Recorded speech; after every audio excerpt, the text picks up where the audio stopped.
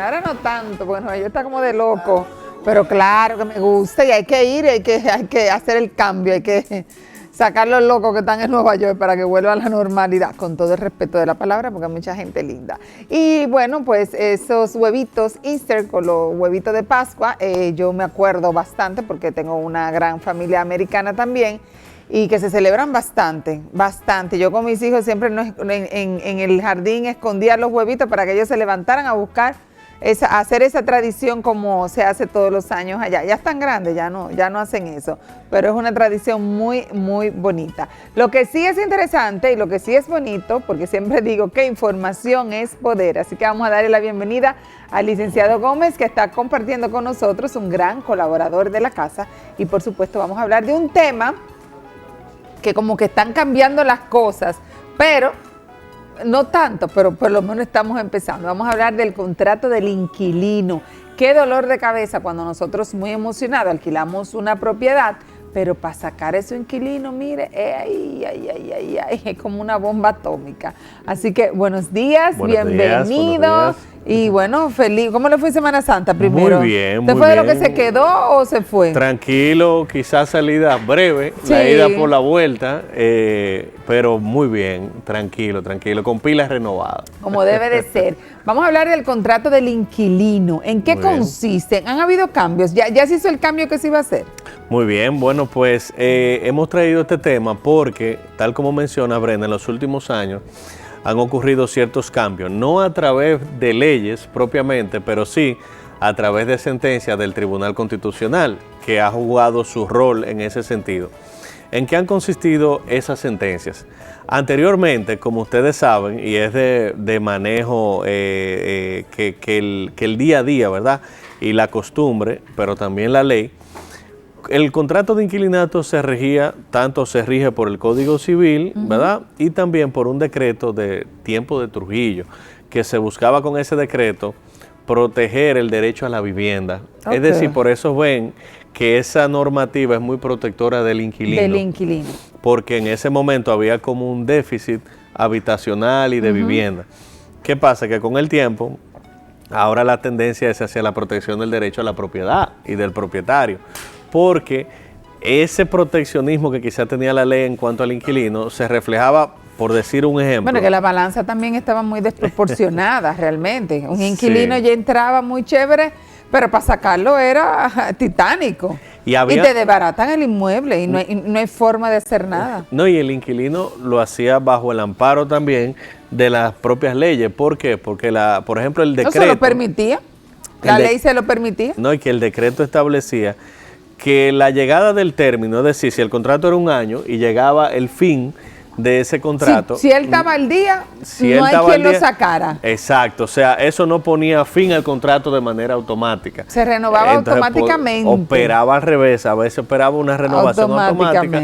Es decir, que para poder exigir la desocupación del inmueble, el propietario tenía que justificarlo por algún tema, por ejemplo, de reconstrucción, de remodelación, o que lo iba a ocupar él y eso llevaba un proceso. Un proceso. O sea que debían haber varias justificaciones y el fin del contrato no ponía realmente... No, ahí se pasaban 10 años todavía y para sacar a esa gente era el lío. Así Entonces, es. ¿qué hay de nuevo en esa ley? O sea, ¿qué nos permite ahora nosotros lo que queremos alquilar y somos propietarios? ¿Qué nos protege? Bueno, ya en el 2008 la Suprema Corte de Justicia puso, vamos a decir, su granito de arena en ese sentido, estableciendo la inconstitucionalidad de ese artículo de decreto, que es el artículo 3, que decía que la llegada del fin del término del contrato no le daba el derecho a solicitar el desalojo o la desocupación del propietario. ¿Y ahora qué dice? Lo declaró inconstitucional porque violaba el derecho a la propiedad. ¿Y ahora qué dice? Eso es inaplicable. ¿Qué es lo que aplica ahora? Que sí, realmente, cuando se cumple el año o los 2 años el inquilino tiene derecho a sacarlo. El propietario tiene todo el derecho a exigirla, a la que desocupe el inmueble. Si el 30 se me vence, por ejemplo, mi alquiler. Hay un proceso, porque cada contrato define las reglas de juego. Por ejemplo, hay contratos que establecen, bueno, yo te tengo que dar un preaviso. Claro, 30 días antes. 30, 60, exacto. 90. Lo que diga el papelito. Lo que establezca, ¿verdad? Exactamente el acuerdo. Y además, el propio Código Civil establece para aquellos contratos, por ejemplo, que se vuelven contratos verbales, que establece que en contratos que son de vivienda, el preaviso debe ser de 90 días y si es de locales comerciales de 180. O sea, el equivalente como a 3 meses y a 6 meses respectivamente. Está bien, para que te dé tiempo a mudarte. Claro, claro. Ahora bien, el Tribunal Constitucional selló o complementó ya esa parte que hizo la Suprema en el 2008 y lo hizo tanto en el 2014 como en el 2021 con 2 sentencias importantes. En el 2014 ratificó lo que ya había dicho la Suprema, claro, de que es inconstitucional, de que si el contrato llegó al fin, el propietario no puede exigirle la desocupación. Pero también en el 2021 emitió otra sentencia, la 208, que establece lo siguiente: al propietario se le exigía tener una certificación del Banco Agrícola que dijera que los depósitos que se habían pagado como consecuencia del contrato estaban ahí consignados en el banco y tenía que haber una certificación.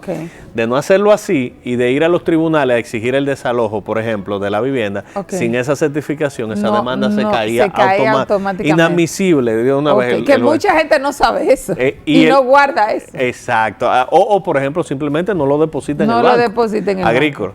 Entonces, ahora bien, el Tribunal Constitucional dijo que no puede ser una condición para accionar en justicia el tener esa certificación, porque eso representaba una violación al acceso a la justicia por parte del propietario y se traducía en una violación también al mismo derecho de propiedad. Exactamente. Entonces son 2 sentencias que quisimos poner de relieve. Una... Entonces ya no hay que ir al Banco Agrícola.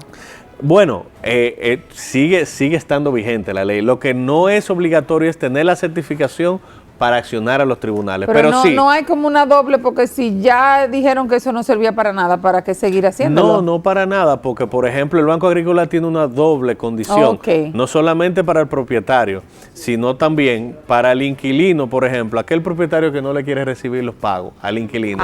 El inquilino también tiene derecho a depositar eso, cumpliendo con un proceso de ofertarte, que tú me dijiste que no y me fui al Banco Agrícola. Eso es un proceso, pero el Banco Agrícola sigue jugando su rol y la ley está vigente, la del Banco Agrícola y los depósitos.